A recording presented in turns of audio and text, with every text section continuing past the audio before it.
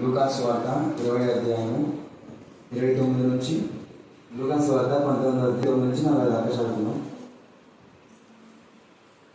లూకాసు వార్త 19 అధ్యాయం 29 నుంచి 40 దాకా చదువుతున్నాం. ఆయన ఓలివల కొండ దగ్గర ఉన్న బెత్ఫగే బేతనియా అను గ్రామముల సమీపమునకు వచ్చినప్పుడు తన శిష్యులను ఇద్దరిని పిలిచి, మీరు ఎదుటనున్న గ్రామమునకు వెళ్ళుడు. అందులో మీరు ప్రవేశింపగానే కట్టబడిన ఒక గాడిద పిల్ల మీకు కనబడును.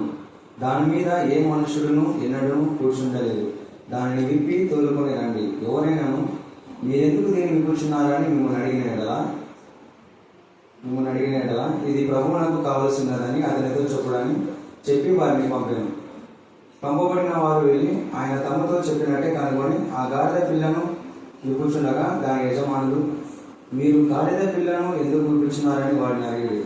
అందుకు వారు ఇది ప్రభువునకు కావలసినదనేది. తర్వాత వారు యేసు వద్దకు దాన్ని తోలుకొని వచ్చి ఆ గాడిద పిల్ల మీద తమ బట్టలు వేసి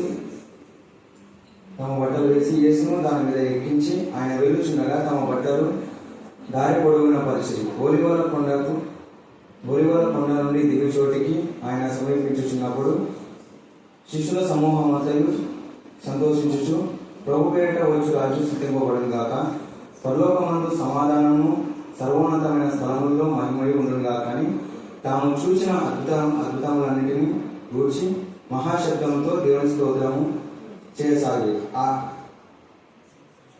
సమూహంలో ఉన్న కొందరు పరిచయులు, బోధకుడా, నీ శిష్యులు గద్దింపుమని ఆయనతో చెప్పగా ఆయన వారిని చూచి, వీరు ఊరకుండిన ఎడల ఈ రాళ్ళు కేకలు వేయని మీతో చెప్పుచున్నాను. నేను దేవుడి యొక్క పుస్తకాన్ని చూస్తున్నాను.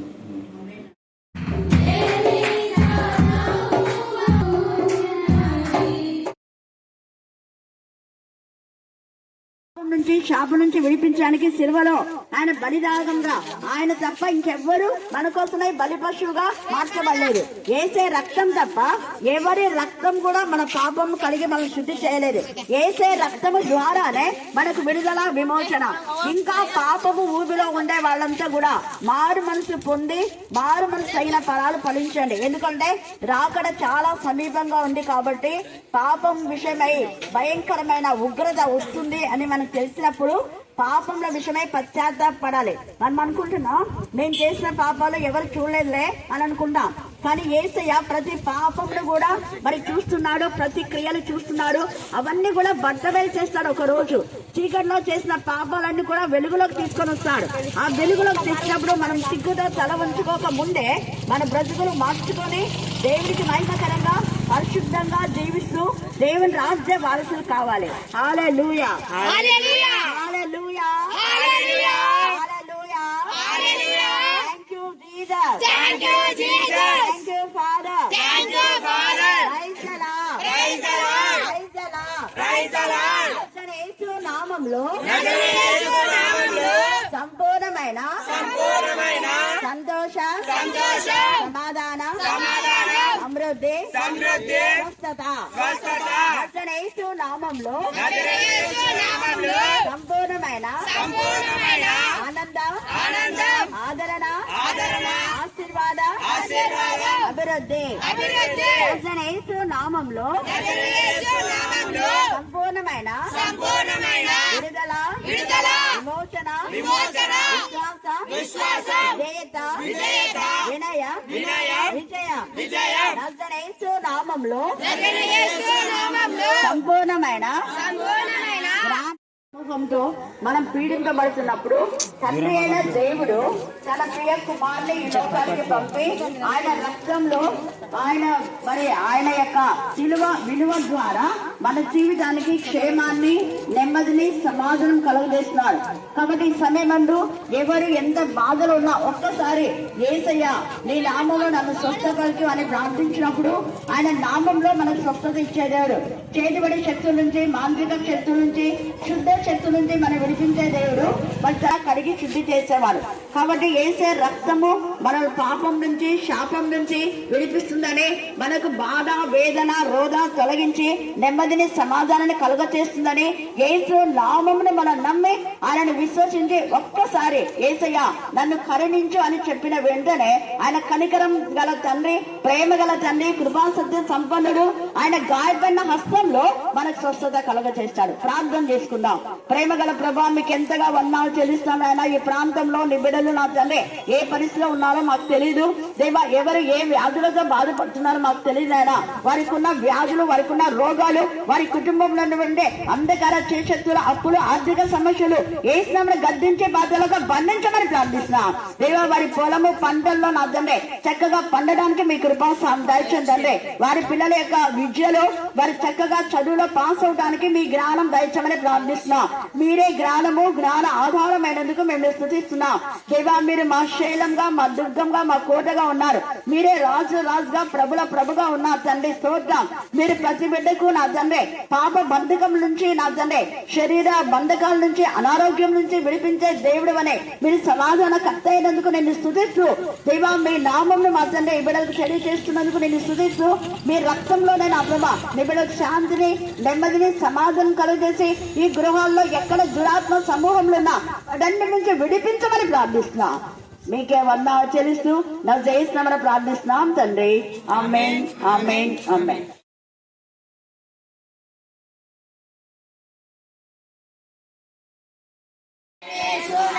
సంపూర్ణమైన జ్ఞాన, బలం, శక్తి, మహిమ, ఘనత, ప్రేమ, పరిశుద్ధత, ప్రభావం, ఐశ్వర్యం.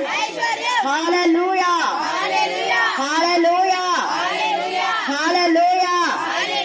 నజరేయుడైన యేసు నామమునకే మహిమ కలుగును గాక. Thank you, Jesus. Thank you, Jesus. Thank you, Father. Thank you, Father. Thank you, Father. Thank you, Father. Thank you, Father. Thank you, Father. Thank you, Father. Praise the Lord. Praise the Lord. Praise the Lord.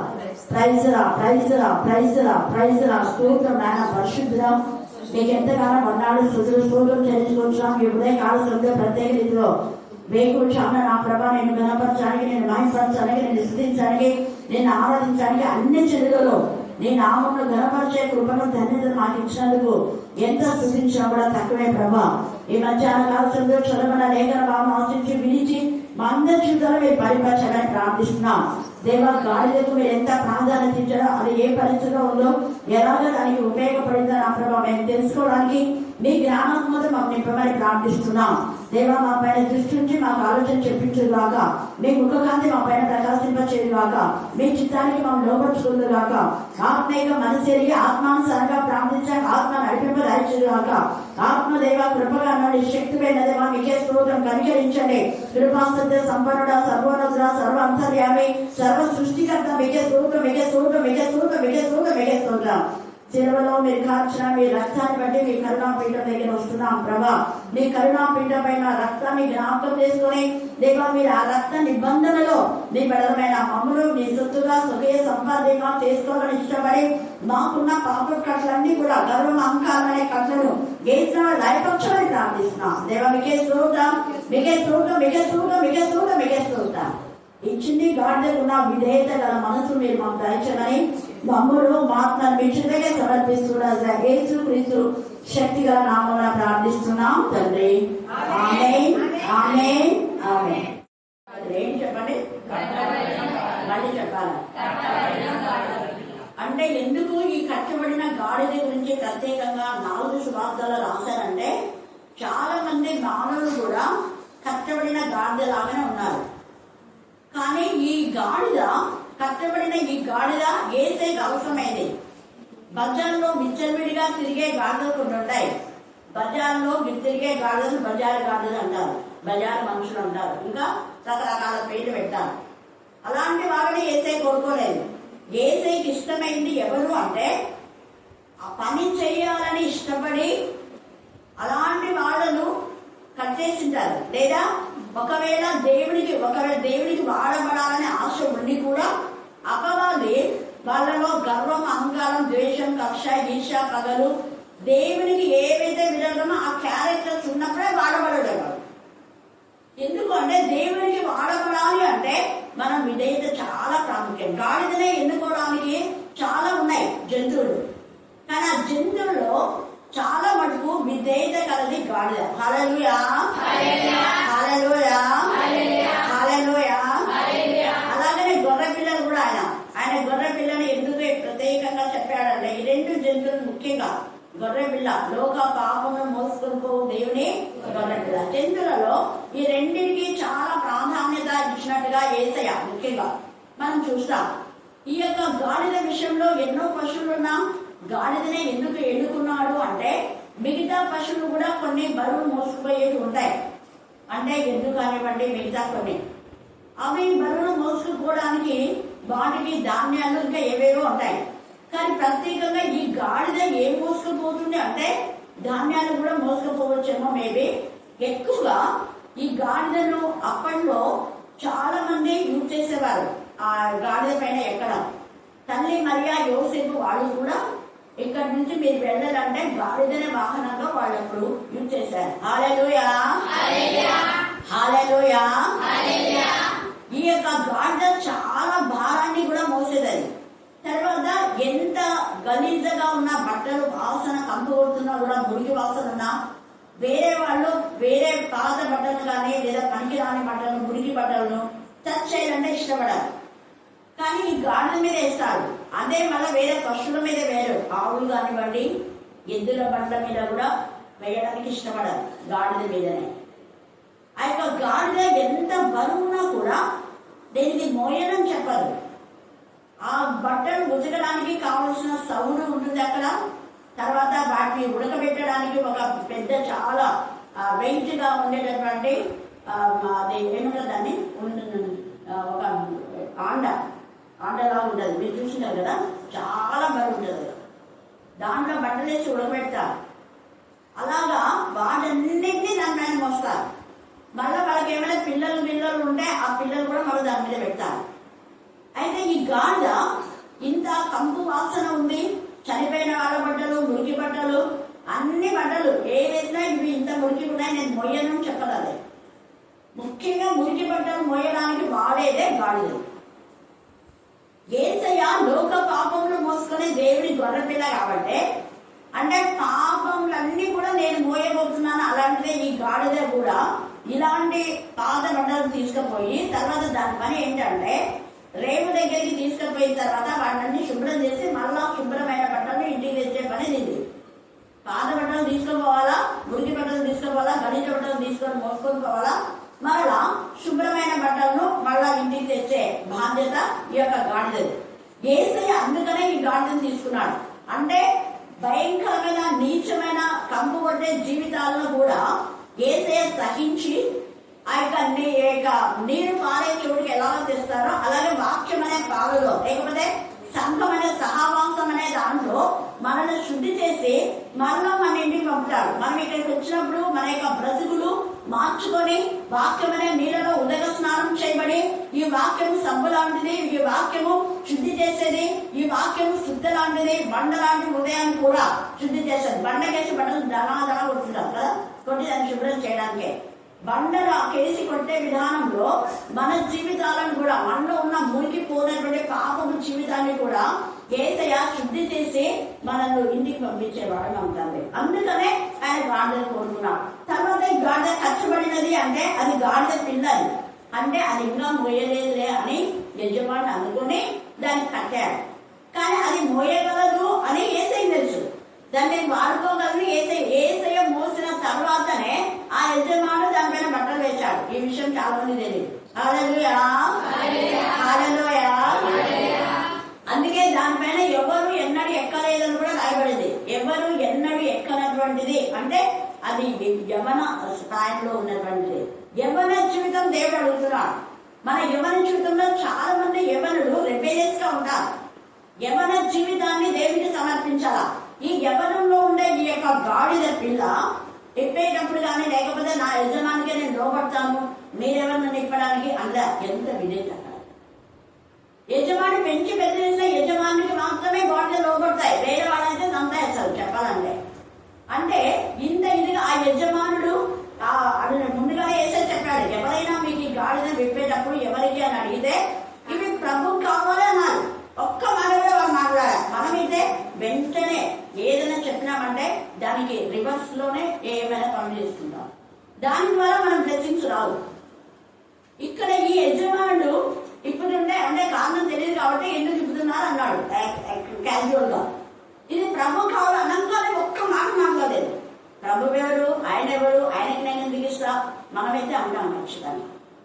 ఇప్పుడు చెప్పిందే ఎదురు చేయాలి, తర్వాత చేస్తా, ఇంకోసారి చేస్తా, చెప్పిన వెంటనే ఒక పని మనం చేయాలి. కానీ ఇక్కడ శిష్యులైతే ఏం మాట్లాడకుండా ముందే వేసే చెప్పాడు, ఎదురున్న గ్రామానికి పోండి, కట్టబడ్డ గాడిద కనపడుతుంది, దాన్ని విప్పుకొని రండి. అది కట్టబడింది, దాన్ని కట్లు విప్పాలి. మీరు కట్లు విప్పే పని మీ పని. ఎక్కడెక్కడైతే ఆత్మలు ఉన్నాయో వాటి కట్లు ఉన్నాయి, ఆ కట్లు విప్పాలి. అందుకని అన్ని జిల్లాలలో మీరు నన్ను నా నామం ఘనపరచుదని 2వ సమయాలు 22లో నిన్న మనం చదువుకున్నాం. కాబట్టి అన్ని జిల్లాలలో ఎక్కువ మన యొక్క జీవితం ఏంటో అనేది తెలియచేయాలి.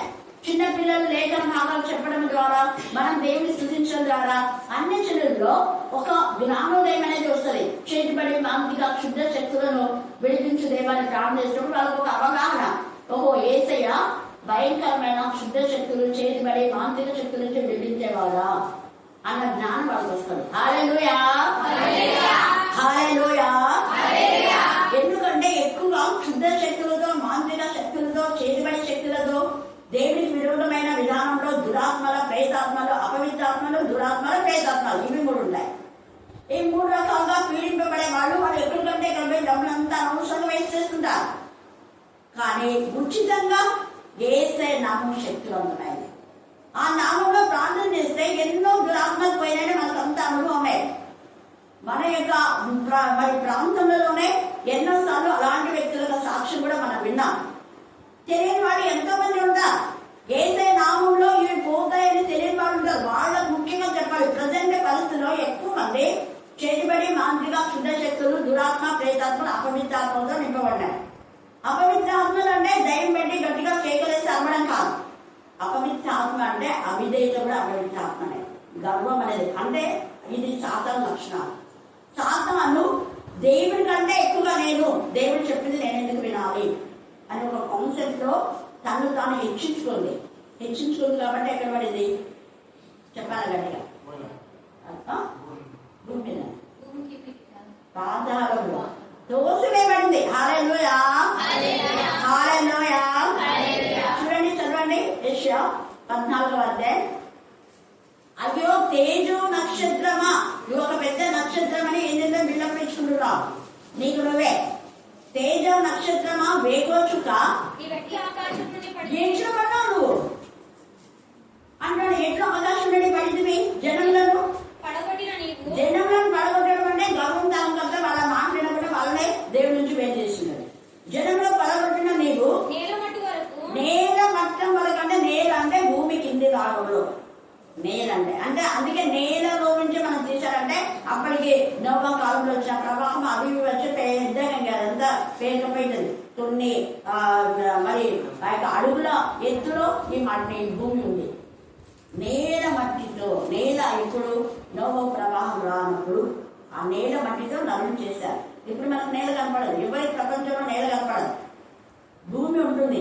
ఎందుకంటే కింద ఉండే నేల భాగం, నేల మట్టికు నువ్వు ఎట్లు నరకబడితివి, అదే నీకు నువ్వే ఎట్లా గొప్ప అనుకుంటున్నావు కదా, అందుకనే పడిపోయింది.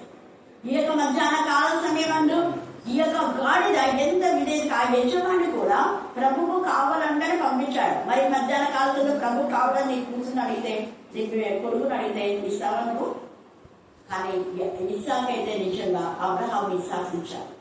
యేసు ప్రభువు 2000 సంవత్సరాల క్రితం నుంచే కదా ఆయన మరణము మరి పొందింది అని చాలా మంది అవివేకంగా ప్రశ్న చేస్తుంటారు. కానీ జగత్తు పునాది వేయబడకముందే క్రీస్తులో ఎఫెసీయులకు రాసిన పత్రిక 1:5-7 దాకా చదివితే జగత్తు పునాది వేయబడక ముందే దేవుని యొక్క ప్రణాళికే. మానవుడు కొంతమంది అడుగుతుంటారు, మానవుడు ఇలా అవుతాడు, ఇలా గర్భిష్టిగా దేవుడు చెప్పిన మాట వినడు, వాళ్ళు పాపం చేస్తారు, వాళ్ళు అక్కడికి తోసివేయబడతారు, అప్పుడు యేసయ్య మొదటిగా బలిగా అక్కడ మార్చబడతారు. బలి గొర్రె అక్కడ మొదట ఆది కాండంలో 3వ అధ్యాయంలోనే ఆయన బలిగా చేయబడతారు. తర్వాత ఇస్సాకు, అక్కడ ఇస్సాకు వాళ్ళ కామెంట్స్ ఏంటంటే ఇస్సాకు అక్కడ చనిపోలేదు కదా, ఇస్సాకు ప్రతిగా ఒక గొర్రె పొట్టేలు ఉంది కాబట్టి యేసయ్య కూడా చనిపోలే, ఇలాగా అడ్డదిడ్డంగా మాట్లాడుతుంటారు. అక్కడ ఇస్సాకు నిజంగా మృతులలో నుంచి ఇస్సాకును తీసుకున్నాడంటే ఆల్రెడీ చావలసినటువంటి ఇస్సాకు పక్షంగా యేసయ్య మృతులలో నుంచి పొందినని హెబ్రీయులకు రాసిన పత్రికలో ఉంది. అబ్రహాము తన ఒక్కగానొక కుమారుని ఇవ్వడానికి వెనక తీయలేదు, కానీ అతను మృతుల నుంచి తన కుమారుని మరలా సజీవంగా పొందుకున్నాడు అని. ఆల్రెడీ చంపబడినటువంటి ఆ యొక్క ఇస్సాకును తండ్రి అయిన దేవుడు తన యొక్క కృపలో, తన యొక్క శక్తితో, తన యొక్క మహిమతో ఆయన లేపాడు. అదే అక్కడ యేసయ్య కూడా అప్పుడు అక్కడ బదగొర్రెగా మారడం మనం చూస్తాం. అందుకే జగత్తు పునాది వేయబడకుండా ఇది నిర్ణయం. తర్వాత శరీరాలు ఇప్పుడంతా జంతువులాగా వదిలిపబడుతున్నాడని మళ్ళా ఈ యొక్క గురించి పెరుగుతుంటారా, బట్ మళ్ళా జంతువే కదా జంతువు, మళ్ళా మానవ ఆకారంలో మానవ శరీరంలో వచ్చి మన కోసమే ఆయన రిక్తుడై, హల్లెలూయా, ఆయన రిక్తుడైనాడు కాబట్టి, అంటే అంతగా తగ్గించుకున్నాడు కాబట్టి తగ్గించుకునే ఈ గాడిదని ఎన్నుకున్నాడు. ఆయన రిక్తుడై, ఆయనకు వాహనాలు ఎన్నో ఉన్నాయి. ఎన్ని వాహనాలు ఉన్నా అన్ని వాహనాలు మనమైతే కొంచెం ఉంటే ఎంత ఎత్తులు పడుతుంటాం. ఆయన రాజు ప్రభు దేవుని కుమారుడు. ఏ వాహనమైనా ఆయనకు మరి అసలు వాహనం ఏంటి? ఆయన దేవదూతలు వచ్చి ఆయన తీసుకువెళ్తారు. కొన్ని కోట్ల సమూహం మేఘంలో ఆయన వెళ్ళగలడు. గాలి రెక్కల మీద గమనం చేయగలడని కీర్తన 104లో రాయబడింది. వాయువులు ఆయనకు వాహనం అని కూడా రాయబడింది. ఇలాగ ఇన్నున్నా కూడా యేసయ్య తన్ను తాను తగ్గించుకునే రిక్తుడై, ఎవరు వాడనటువంటిది తాత బట్టలను, మురికి బట్టలు తీసుకుపోయే ఈ గాడిదని అనే ఎముక చేస్తున్నారు. కారణం, నేను కూడా ఒక మురికి లాంటి జీవితాలను నేను సరిచేయడానికి సంఘం అనే రేవు దగ్గర, సంఘం అనే రేవులో, సహవాసం అనే రేవులో, వాక్యం అనే నీటిలో, వాక్యం అనే సబ్బులో మన బండ మారిన జీవితాలను ఆయన సరిచేయడానికి ఇష్టపడ్డాడు. అందుకే గాడిదలు ఆ యొక్క పిల్లలు తీసుకున్నాడు. అది ఇంతవరకు అది ఫ్రెష్ గా ఉండేదన్నమాట. తండ్రి అయిన దేవుడు కూడా మన ఎవరి జీవితాన్ని మనం సమర్పించాలి. మన నీవు హృదయంలో ఏ వ్యక్తికి చోటు ఇవ్వనప్పుడు దేవునికి చోటు ఇవ్వాలి. అంతేగాని ఎవరెవరో వ్యక్తులు పేరు పెట్టుకొని దేవా నేను నా హృదయాన్ని నీకు ఇస్తున్నాను, నువ్వే నా ప్రాణప్రియుడు అంటే ఎవరెవరో ప్రియుడు ఉంటారు. మళ్ళీ మనం ప్రాణప్రియుడు యేసయ్య అని మనం అనుకుంటాం. అలా కాదు, నిజంగా మన ప్రాణప్రియుడు యేసయ్యనే ఉండాలి. యేసయ్య తప్ప ఎవరికి ఉండదు. తర్వాతనే తల్లి, తండ్రి, భార్య, భర్త, పిల్లలు. మన ప్రాణప్రియుడే ప్రాణం పదంగా ప్రేమించాలి. మన ప్రాణం కంటే ఎక్కువ. కానీ ప్రాణులనే పాడతాము, మళ్ళీ విద్యలు అవి ఇవి అన్ని పనులు అయిపోయిందంటే అప్పుడు దేవుడికి సమయం. ఫస్ట్ ప్రయారిటీ మనం దేవునికి ఇవ్వాలి. అందుకని ఆయన నా ప్రాణప్రియుడా అనేసి నీకు ఇదే కాడ చూడబెట్టి చెప్తుంది. ఆమె అలా చెప్పి మళ్ళా ఈ లోకపు యాత్రలు నిద్రలో ఉండి ఆమె చీకట్లో వెతుకుతుంది. యేసయ్యను చీకట్లో వెతికితే ఆమె ప్రాణప్రియుడు దొరకడు. ఆ యొక్క పరమగీతం 3వ అధ్యాయంలో నా ప్రాణప్రియుడా అంటాడు, ఈయన నా ప్రాణేశ్వరి అంటారు.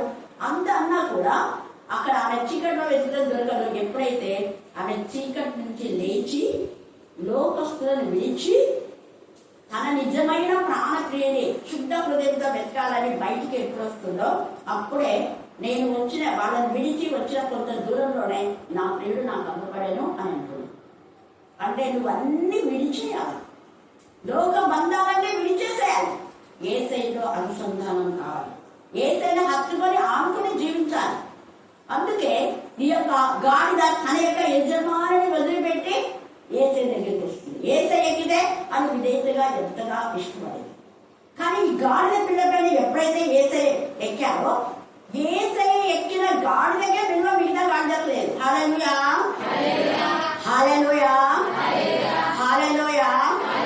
మరుసటి రోజు యేసయ్య జననిదానం చేసిన తర్వాత ఆ గాడిని తీసుకొని మళ్ళీ యజమానికి అప్పగించుకోవాలంటే అది అటువంటి ఎవరు దాని దగ్గర రాజంటుంది. ఏంది నిన్నైతే నాకు బట్టలు పరిచారు, పాదలు దుమ్ము రాకుండా పట్టు చీరలు పట్టు వస్త్రాలు వేసినారు.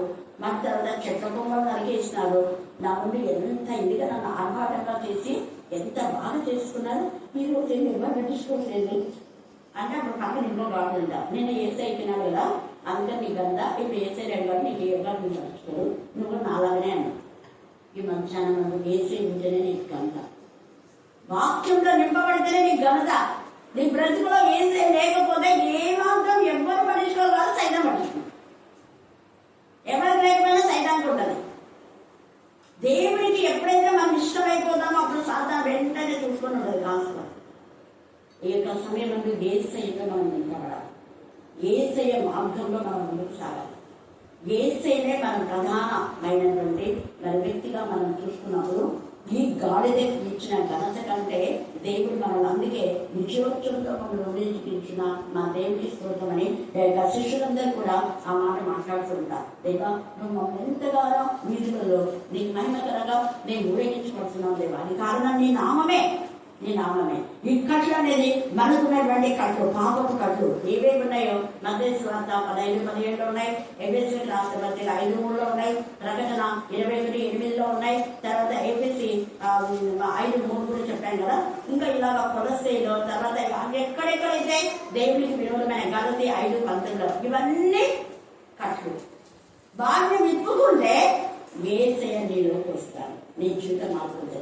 చిన్న దోణి ఇచ్చాడు, మళ్ళీ ఇచ్చేసినాడు. యేసయ్య వచ్చిందే ఏంటంటే ఈవులను ఇవ్వడం కోసం, తీసుకోవడం కోసం కాదు. Giving not receiving. దోణి తీసుకున్నాడు, మళ్ళీ ఇచ్చేస్తాడు. మన దగ్గర నుంచి కాంగో తీసుకుంటే మళ్ళీ ఇచ్చేస్తాడు, అంతేగాని మల్టిప్లై చేసి ఇచ్చేస్తాడు. గార్డెన్ తీసుకున్నాడు, మళ్ళీ గార్డెన్ ఇచ్చేస్తాడు వాళ్ళు. అలాగే శిష్యులను పిలిచాడు, కానీ తర్వాత పదం పోయిన తర్వాత వాళ్ళు మళ్ళీ ఫ్రీడమ్ అయిపోయినారు. మీరు స్వేచ్ఛగా మీ దేవుని మహిమ నిమిత్తం మీరు అప్పుడు యేసయ్య ఎక్కడికి ఇవ్వడానికి పోతాయి. ఇప్పుడు వీళ్ళ దేవుని అడిగి దేవుని చిత్తానుసారంగా మేము వెళ్తున్నాం. హల్లెలూయా, హల్లెలూయా, హల్లెలూయా. ఏది తీసుకున్నా యేసయ్య ఇచ్చేస్తున్నాం. సలోమి తన 2 కుమారులు, ఇదిగో నా 2 కుమారులు ఇచ్చేసాను యేసయ్య, వీళ్ళు నీకు సమర్పిస్తున్నా, వీళ్ళు బాగా నీ సేవలో వాడుకో అనేసి వదిలేస్తున్నాను. 2 మరి నీ యోహాను తర్వాత యాకోబు వారిద్దరి తల్లి తండ్రి 2 కూడా వదిలేసిన. సలోమి యొక్క భర్త 2 కూడా తన యొక్క 2 కుమారుడు యేసయ్యకి సమర్పించారు. అప్పుడు యేసయ్య నువ్వు నాకు ఇచ్చావు కదా తల్లి, చిన్నమ్మ పెద్దమ్మ ఉంటుంది, అయితే ఆ పెద్దమ్మ చిన్నమ్మ కాదు, అయితే ఆమె మళ్ళీ అంటున్నాడు ఇదిగో నీ కుమారుడు, ఇదిగో నీ తల్లి అంటే ఇంకా అప్పగించేసింది. తన తల్లిని చూసుకున్నాడు, ఈ తల్లిని చూసుకున్నాడు. హల్లెలూయా, హల్లెలూయా, హల్లెలూయా. యేసయ్య ప్రతిదీ కూడా మనకి ఇవ్వాలని ఇష్టపడుతున్నాడు. అందుకే ఆయన గాడిదనే పిల్లల్ని తీసుకోవడానికి కారణం. తర్వాత ఇక్కడ అదే ఇంకా బట్టలు వేశారు, చెట్ల కొమ్మలు చూస్తే మనం లేవియా కాండం 23, 40, 41 వరకు చదివితే అక్కడ ఉన్నాయి అన్నమాట. ఈత చెట్లు ఉన్నాయి, తర్వాత గొంజి చెట్లు, నిరబంధ చెట్లు, వీటన్నిటి. ఎందుకు ఆ చెట్లు వేస్తే ఇవి ఎప్పుడు కూడా ఎవర్ గ్రీన్, ఎల్లప్పుడూ పచ్చగా ఉంటాయి. దేవుని పిల్లలు కూడా ఎప్పుడు పచ్చగా ఉండాలి. ఈ గాలి కూడా ఎప్పుడు మోసదే కానీ నేను మొయ్యాలని చెప్పాలి. ఎప్పుడు మోస్తాను అంటే యేసయ్య కూడా ఎంత పాప భారమైనా నేను మోస్తాను అంటాడే కానీ మొయ్యాలని చెప్పాలి. మన పాప భారాలన్నీ కూడా ఆయన మోసాడు, మొయ్యాలని చెప్పాలి. అది ఎంత అసహ్యంగా ఉన్నా కూడా మనకు యేసయ్య ఇష్టపడి ఆయన మరి మనల్ని భరిస్తూ ఉన్నాడు. మన పాపం కమ్ముకుంటే అసలు భరించని చెప్పలేదు ఆయన. తర్వాత అదే ఈ చెట్లను తీయడానికి అదే. తర్వాత మనం పండుగల గురించి చాలా మంది అడుగుతున్నారు. అక్కడ పస్కా పండుగన్నా కొరియన్ రొట్టెల పండుగన్నా కూడా ఒకటే. పండుగలు కొన్ని ఉన్నాయి, ప్రాముఖ్యమైనవి పస్కా పండుగ అంటే కొరియన్ రొట్టెల పండుగ. తర్వాత పర్ణశాలల పండుగ. పర్ణశాలల పండుగ 7 రోజులు చేస్తారు. అదే ఈ ఈత పండుగ. అంటే పర్ణశాలలో అందరికీ గుడాల్లో ఉన్నటువంటి ఇశ్రాయేలీలను మీరు ఇప్పుడు పర్ణశాలలు కట్టుకోండి అంటారు. అంటే ఒక పర్ణశాల అంటే ఒక కొట్టం లాగా చేస్తాయి మన ఒక ఆలోచన మేడగాలి. అలాగా ఆ కొట్టలు వేసుకోవాలంటే ఎక్కువగా ఈత మంటలు వీటినే యూజ్ చేసుకుంటారు. గొంజి చెట్లు వేసుకుంటారు దానిపైన. అలాగా నిరవంజి చెట్లు, గొంజి చెట్లు, జమ్ము అంటారు. జమ్ము కూడా అంటారు కదా, అవి ఎక్కువ నీళ్ళలో పెరుగుతుంటారు. అది ఎప్పుడు వాడిపోలేదు. ఆ కాలువ దగ్గర ఎక్కడంటే అక్కడ అది ఫ్రీగా పెరిగిపోతుంటుంది. అలాగా ఆ చెట్ల యొక్క వాటితో చేసి 7 రోజులు ఆ యొక్క మరి చేయాలి. మొదటి రోజు అంటే శనివారం స్టార్ట్. హల్లెలూయా, హల్లెలూయా, హల్లెలూయా.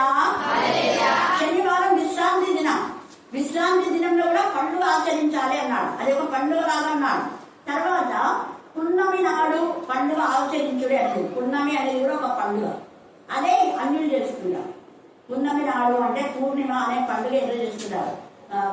అమాస పున్నమి పండుగ పేరు నాకు సరిగ్గా తెలియదు కానీ వాక్యం లేదా పున్నమి అనేది ఈ అన్యులు చేసేది కూడా దానికి సంబంధించినదే చేస్తారన్నమాట.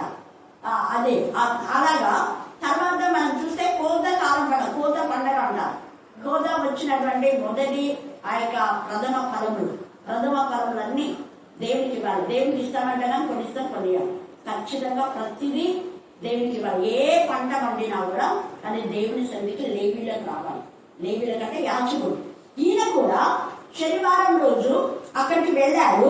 అయితే ఆ శనివారము ఏంటంటే యాజకుడిగా వెళ్ళాడు. హల్లెలూయా, హల్లెలూయా. శనివార దినంలో ఆయన యాజకుడిగా అక్కడికి వెళ్ళినాడు.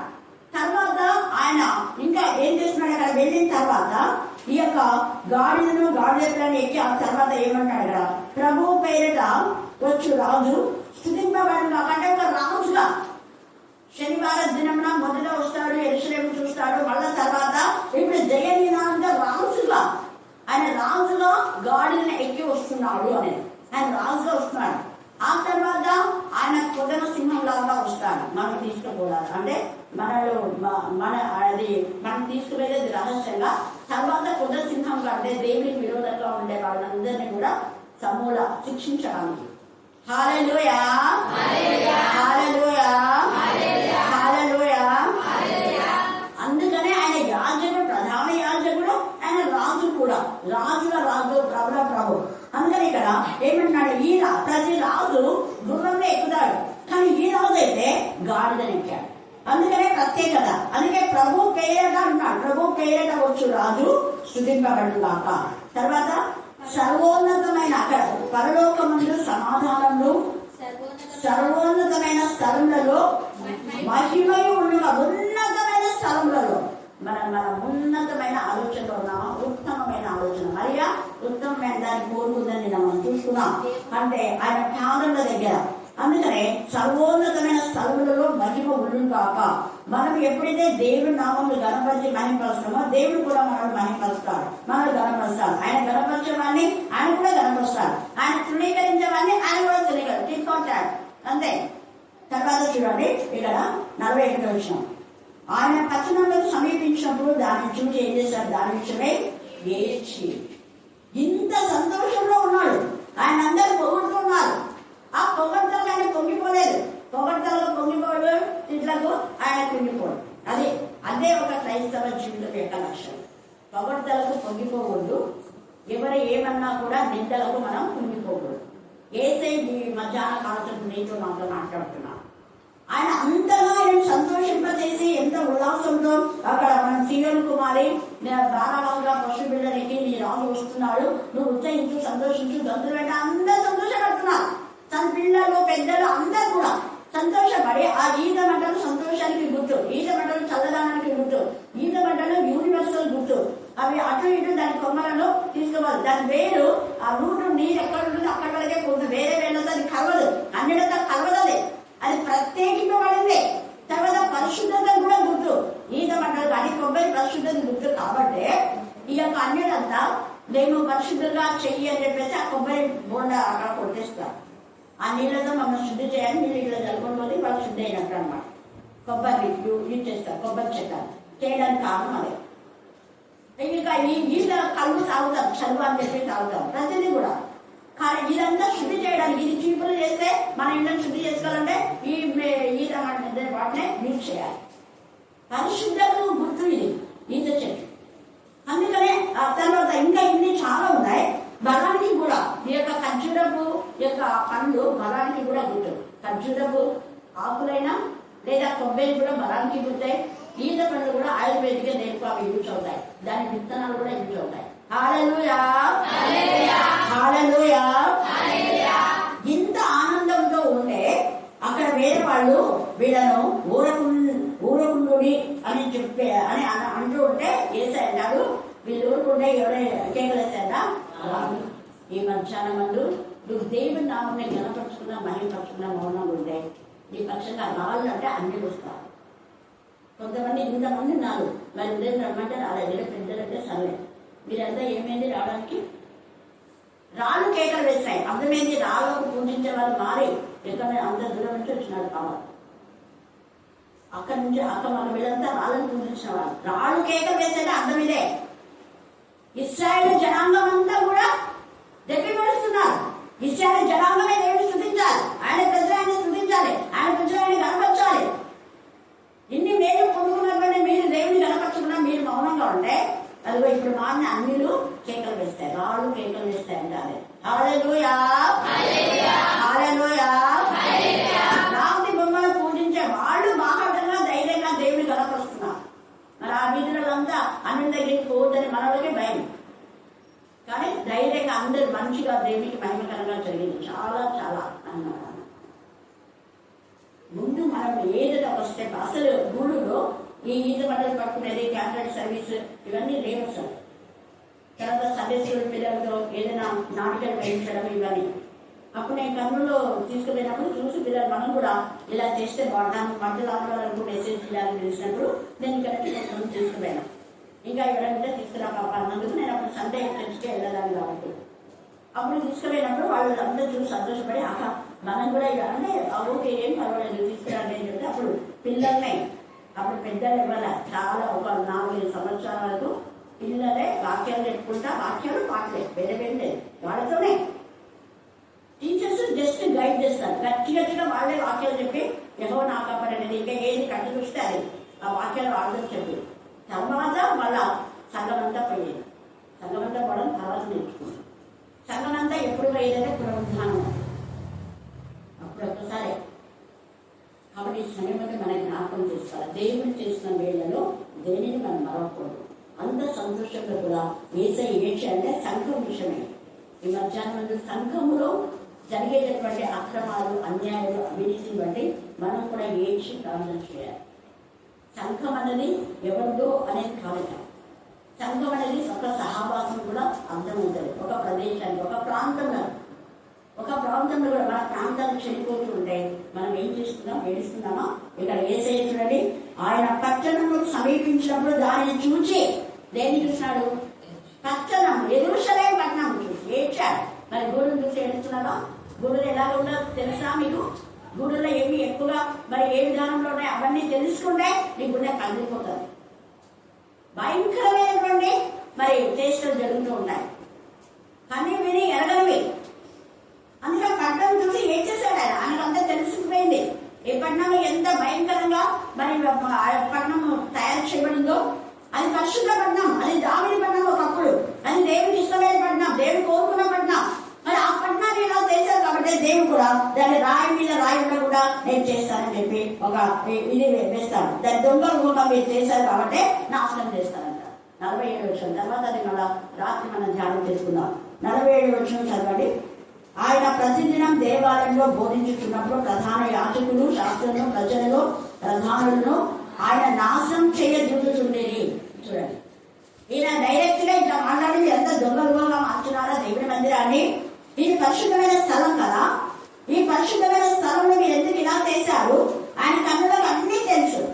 ఇలాగ చేశారు అని చెప్పినప్పుడు వాళ్ళందరూ చూసి ప్రజలందరూ ఆయన వాక్యం వినటకు ఆయన హత్తుకొని ఉండేది కనుక ఏమీ చేయలేకపోయేది. మీరు ఎందుకు నాశనం చేయాలనుకున్నారు అంటే ఇదిగో మీరంతా దొంగలు దోచుకునే వాళ్ళు అన్నారు. కాబట్టి ఇక్కడ నుంచి 40 నుంచి 44 దాకా ఉంది. ఆయన ఏంచి నీవును ఈ దినమందైనను సమాధాన సంబంధమైన సంగతులను తెలుసుకునే కదా నీకెంతో నేను. మీరు సమాధానం గురించి సంగతులు చెప్పడం సంఘంలో అన్ని సమాధానం లేని విషయాలు చెప్తున్నారు. దేవునికి మహిమకరమైన విధానంలో, ఆత్మలు బలపడే విధానంలో, ఆత్మ శక్తివంతంగా దేవునికి మహిమకరంగా జీవించాలనే విషయాలు కాదు చెప్పడం. ఏ విషయాలు చెప్తున్నారు? అందుకని అంటున్నాడు ఇక్కడ ఎంత మేలు అలాగా ఉంటే కన్నులకు మరుగు చేయబడి ఉన్నవి. అదే ఇప్పుడు ఇవి కన్నులకు మరుగు చేయబడి ఉన్నవి. ప్రభువు నిన్ను దర్శించిన కాలం నీవు ఎరుగకుంటివి. ఇది అండర్లైన్ చేస్తాను. ప్రభు నిన్ను దర్శించిన కాలం, నీ ప్రాంతంలో దేవుడు మిషనరీస్ ని అనేక మంది సేవకులను పంపారు. వాళ్ళ ద్వారా నువ్వు రక్షణ పొందావు. కొంతవరకు దేవుని బిడ్డగా, కుమారుగా, కుమార్తెగా జీవిస్తున్నావు.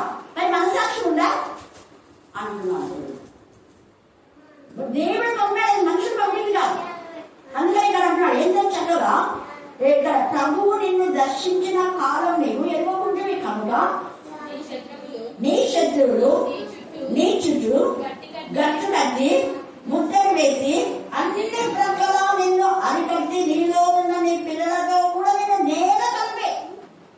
ఎందుకు హఠాత్తుగా రోగాలు వస్తున్నాయి అంటే తెలియండి. దేవునికి విరోధంగా ఎవరెవరైతే చేశారో వాళ్ళందరికీ ఏదో ఒకటి. కొందరు హఠాత్తుగా చనిపోయినారు, కొందరు గుండె ఆపరేషన్ ఏదేదో సంథింగ్ పరిస్థితులు. కారణం నువ్వు ఇక్కడ విధేయ. తర్వాత పిల్లలు కూడా అంటున్నాడు కదా, అన్ని ప్రక్కలను నిన్ను అరికట్టి నీలోనున్న నీ పిల్లలతో కూడా నిన్ను నేల కలిపి నీలో రాజు మీద రాయి నిలిచి ఉండ నీకే నేను దినములు వచ్చునని చెప్పాను. ఆ మాట అన్నందుకు నాకు ఎంత కోపం వచ్చింది. ఇంత సుందరమైన మందిరం, ఎంత డబ్బులు పెట్టి కట్టించినా మా మందిరానికి వాడు మందిరం పట్ల ఆశ లేదు, ఆసక్తి లేదు. మందిరంలో దేవుని చిత్తానుసారంగా ప్రవర్తించడం లేదు. ఇన్ని దేవుడి విరోధమైన కార్యం చేసి ఈ ఒక్క మాట వేసే వాస్తవాన్ని వేసే అన్నాడు.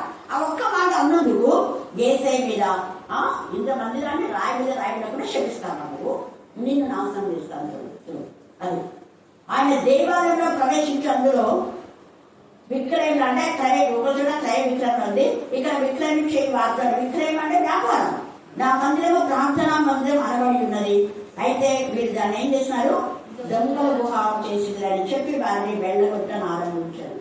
మరి మందిరంలో దొంగల్లాగా ఉండేవాళ్ళని వెళ్ళగొడుతున్నామా?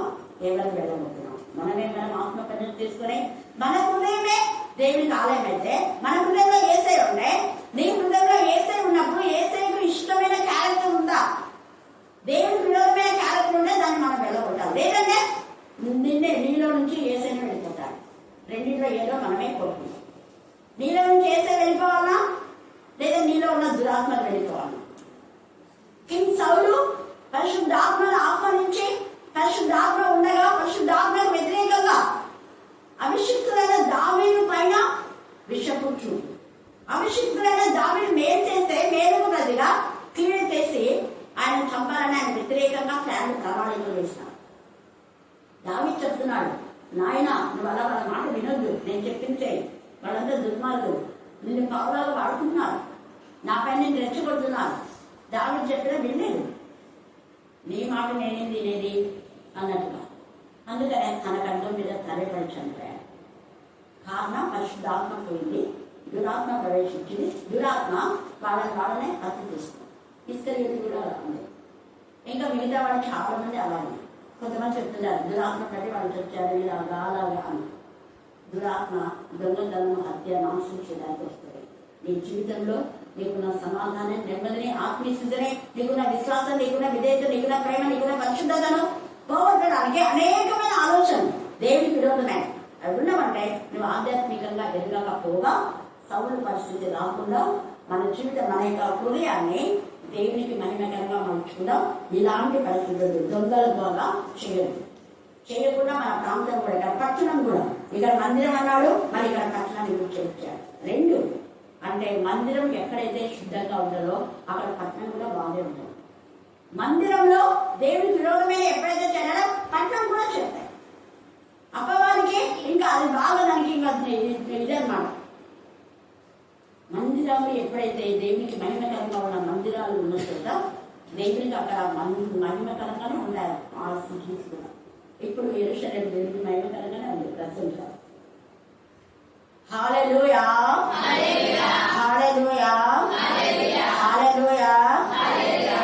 ఆ యొక్క అరిమత యోసేపు ఇచ్చినటువంటి ఆ సమాధి చూడడానికి ఎంతమంది వస్తున్నారు.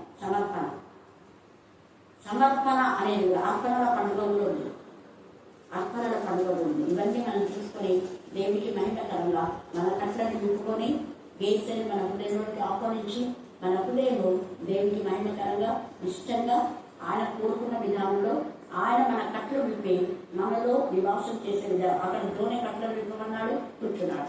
ఇక్కడ గాడిద కట్టలు విప్పమన్నాడు, కూర్చున్నాడు. తర్వాత మళ్ళీ వాళ్ళకి ఇచ్చేశారు. నీది ఏదైనా దేవుడు అడిగితే నీ జీవితం మళ్ళా నీకు మహిమకరంగానే నీ జీవితాన్ని దేవుడు మాస్తాడు. కాబట్టి మన జీవితాలు దేవుడికి సమర్పిస్తాం. దేవుడు ఈ లేఖనాల దేవుడికి ఆశీర్వదించుగాక. ఆమేన్, ఆమేన్, ఆమేన్. ఈ సమయమందు ప్రార్థన. హృదయంలో నెమ్మది వేసిన జ్ఞానమును కలగజేసి మనస్సు మాకు దయచేయడం దేవానికి స్తోత్రం. నాయన నువ్వు మమ్మల్ని ప్రభా విడిచిపెట్టకుండా నాయన మమ్మల్ని చేయి పట్టుకున్నాడయ్యా. మేము జారిపోకూడదు తండ్రి, మమ్మల్ని విడిచిపెట్టకున్నాయన తండ్రి. దేవా నీ పాదములు పట్టుకుని అడుగుచున్నామైనా తండ్రి. నీ సంఘం నుంచి మమ్మల్ని త్రోసివేయకునైనా, నీ నోటి నుంచి మమ్మల్ని ఉప్పివేయకునైనా నీకు స్తోత్రములయ్యా. నోటిలో మమ్మల్ని వచ్చుకున్నాయ్యా, నీ సంఘంలో మమ్మల్ని వచ్చుకున్నాడు దేవా నీకు స్తోత్రములు. దేవా నీ పాదములకు నాయన వెళ్ళలేదు వందనములు స్తుతులు స్తోత్రములయ్యా తండ్రి. ఏమిచ్చి కూడా ప్రభు నేను రాను మేము తీర్చలేమయ్యా. నీకే వందనాలు స్తోత్రములు తండ్రి. నాయన నా కోసం ఏడవద్దండి, మీకోసం మీ పిల్లల కోసం మీరు ఏడవండి అని సెలవిచ్చిన దేవానికి స్తోత్రం తండ్రి. అవును నాయన, మా పిల్లల కోసం మేము ఏడుస్తున్నాము కానీ నీ కోసం ఏడవడం లేదు దేవా. నన్ను క్షమించమని అడుగుతున్నాం దేవానికి స్తోత్రం. నాయన ప్రతి గృహంలో నాయన నా తండ్రి నెమ్మది లేక సమాధానం లేక నాయన గృహాలలో ప్రభువ మరి కోల్పోచున్నారు కానీ నాయన నీ కోసం తండ్రి మేము కన్నీళ్ళు విడిచిపెట్టు సాయం దయచేయి దేవానికి స్తోత్రములు తండ్రి. నాయన మేము ఎలా బాధలో ఉన్నామో నీకు తెలుసు నాయన. ప్రతి హృదయం నీకు తెలుసు తండ్రి. ఏ హృదయంనైనా ఎలా అల్లకుల్లంగా ఉన్నదో అన్ని ఎరిగిన దేవుడు దేవానికి స్తోత్రములు తండ్రి. ప్రతి గృహాన్ని ప్రతి ఒక్క ఆత్మనైనా నీ స్వాధీనములు వంచుకునే తండ్రి దేవానికి స్తోత్రములు. నాయన మీరు ముందు వెళ్ళండి, మీ వైపు నేనుండాలని సెలవిచ్చిన దేవానికి స్తోత్రములు తండ్రి. మా వైపు మీరున్నందుకే మేము ఇలా బ్రతికుచున్నాం దేవానికి స్తోత్రములయ్యా. మా యొక్క సాతానాన్ని వాడు రాకుండా మీరు తీసేమని అడుగుచున్నాం దేవానికి స్తోత్రములు. సాతాన్ని దూరపరిచే జ్ఞానములు మా కలగచ్చేమని అడుగుచున్నాం దేవానికి స్తోత్రములు తండ్రి. నాయన మాకు నీలో